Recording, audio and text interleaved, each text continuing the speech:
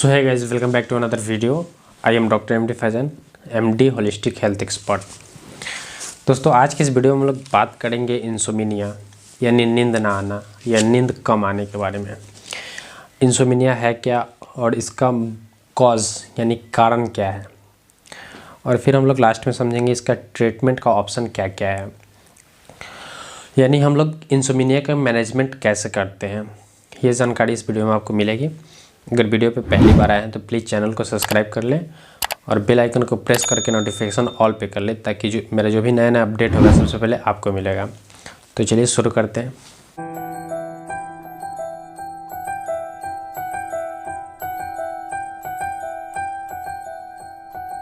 Insomnia यानी नींद का ठीक से ना आना या नींद का बिल्कुल कम आना, जिसको हम लोग इंसोमिनिया कहते हैं। ऐसा होता है कभी कभी पेशेंट का कंप्लेन होता है कि काफ़ी देर तक सोने के बाद भी नींद नहीं आ रहा है, यानी आँख बंद रहता है लेकिन नींद नहीं आता है। ये कंप्लेन फर्स्ट पेशेंट का होता है। या अगर नींद आएगा भी तो थोड़ा आता है, यानी आधे घंटे या 1 घंटे आने के बाद नींद फिर दोबारा खुल जाता है, जिसको हम लोग इंसोमिनिया का लक्षण कहते हैं। और ये इम्पोर्टेंट जो कंप्लेन है पेशेंट का, ये बहुत इंपॉर्टेंट कंप्लेन है और ज़्यादातर यही देखने को मिलता है लक्षण इंसोमिनिया में। तो वैसा हो गया, एक तो नींद नहीं आता है बिल्कुल, ऐसे पेशेंट आँख बंद करके रहेगा तो वैसे केस में भी नींद नहीं आता है। आँख बंद रहेगा बट नींद नहीं आएगा। ये कभी अचानक से अगर नींद आ भी गया तो मैक्सिमम 1 से 1.5 घंटे तक पेशेंट सो पाते हैं, देन उसके बाद फिर से नींद खुल जाता है और फिर नींद नहीं आता है। तो ये सारा इसमें लक्षण देखने को मिलता है। और इसका कॉज क्या है, हम लोग कॉज के बारे में यानी कारण के बारे में बात करेंगे। तो इसका बहुत सारा फैक्टर होता है, कारण होता है। जैसे आपका साइकेट्रिक डिसऑर्डर हो गया, तो बहुत सारे साइकेट्रिक डिसऑर्डर है जिसमें नींद का ना आना कॉमन लक्षण है। सेकेंड हो गया आपका हेल्थ इशू, जैसे आपका किडनी इंजरी, हार्ट का प्रॉब्लम या दम्मा का प्रॉब्लम। बहुत सारा डिजीज़ है जो डिजीज़ में नींद का ना आना कॉमन है। जैसे आपका ब्लड शुगर हाई होने से भी नींद नहीं आता है, या हार्ट डिजीज़ में भी बहुत नींद का ये दिक्कत होता है। तो ये सारा आपका डिजीज़ है जिसमें नींद नहीं आता है। या कभी कभी तनाव होता है, डिप्रेशन में भी नींद नहीं आता है। गंदे विचार, अगर बैड थॉट होता है पेशेंट में तो वहाँ पे भी नींद का एबनॉर्मल होना एक कॉमन कॉज है। या कभी कभी बहुत ज़्यादा सोचने से या बहुत ज़्यादा विचार करने से भी नींद नहीं आता है। बताया कि बहुत सारा बीमारी भी है जिसमें आपका नींद नहीं आता है, जिसमें सबसे कॉमन है high blood sugar, high blood pressure. ये सारा बीमारी है जिसमें नींद नहीं आता है। कभी कभी देखा गया है कि जिसका ब्लड यूरिया बहुत ज़्यादा हाई होता है तो उस पेशेंट में भी नींद का एबनॉर्मलिटी बहुत कॉमन है। या कभी कभी ऐसे पेशेंट होते हैं जिनको बीमारी के लेकर बहुत ज़्यादा चिंता होता है, बीमारी के बारे में ज़्यादा सोचते हैं, चिंता करते हैं, वो पेशेंट को भी नींद नहीं आता है। तो ये कुछ कॉज थे जो हमने आपको इस वीडियो में बताया। और आपको लक्षण तो पहले बता ही दिया गया है, क्या इसका सिम्टम्स होंगे, लेकिन कुछ हम इंक्लूड करेंगे इसमें सिम्टम्स, और जो आपको अभी हम बताने वाले हैं कि इसमें क्या क्या सिम्टम्स देखने को मिले। जैसे एक तो हो गया नींद ना आना, सेकंड हो गया तनाव के वजह से नींद का बार बार खुल जाना, सेकंड सिम्टम्स हो गया। इसमें कभी कभी आप कोई काम नहीं भी करें, ना कोई आप सोचें, ना कोई काम किए, फिर भी आपको फटीग यानी शारीरिक और मानसिक थकान बहुत होगा।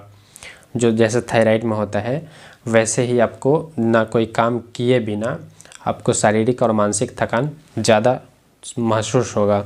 इसमें कॉमन जो सिम्टम्स है चिड़चिड़ापन, घबराहट, सर दर्द, दम फूलना, ये सारा इसमें, और बेचैनी भी इसमें इंक्लूड है इसका सिम्टम्स में।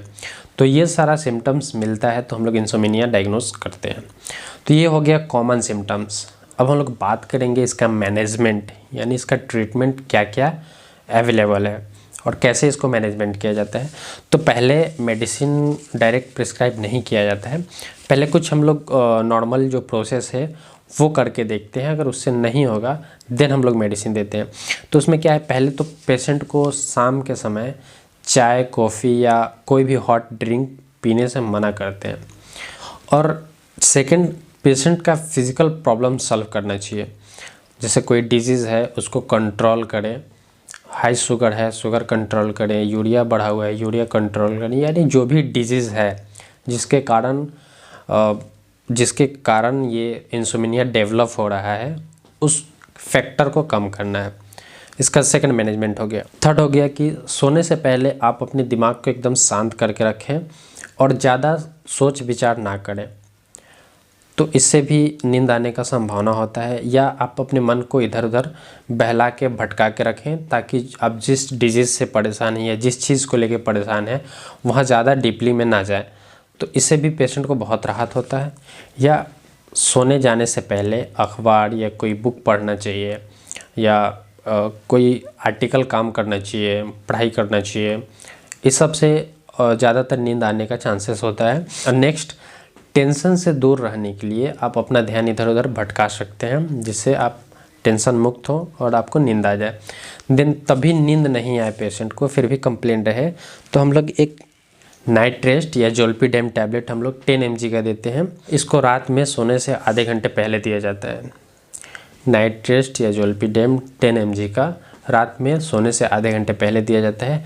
देन आपको सिम्टोमेटिक इलाज करनी चाहिए। इसके बाद अगर पेशेंट को जो जो प्रॉब्लम है उसको सॉल्व करना चाहिए।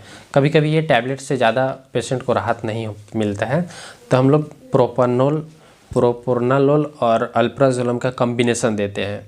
इसको लॉन्ग टर्म में दिया जाता है और ग्रेजुअली धीरे धीरे इसको टेपर करके बंद किया जाता है। ऐसा है कि इस दवा का पेशेंट का लत लग जाता है, इसलिए बिना डॉक्टर के गाइडेंस में ये दवा नहीं दिया जाता है।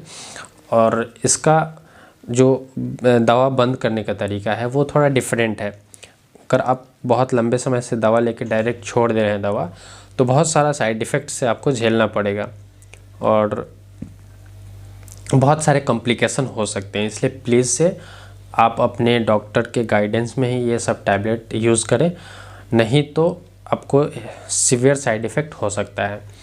जो मैंने मेडिसिन के अलावा जो मैंने गाइड प्रोवाइड किया है वो आप करके खुद से घर पे ट्राई कर सकते हैं, जिससे आपको बहुत राहत होगा। अगर वीडियो अच्छा लगा तो प्लीज़ लाइक कर लें और अपने दोस्तों में शेयर ज़रूर करें।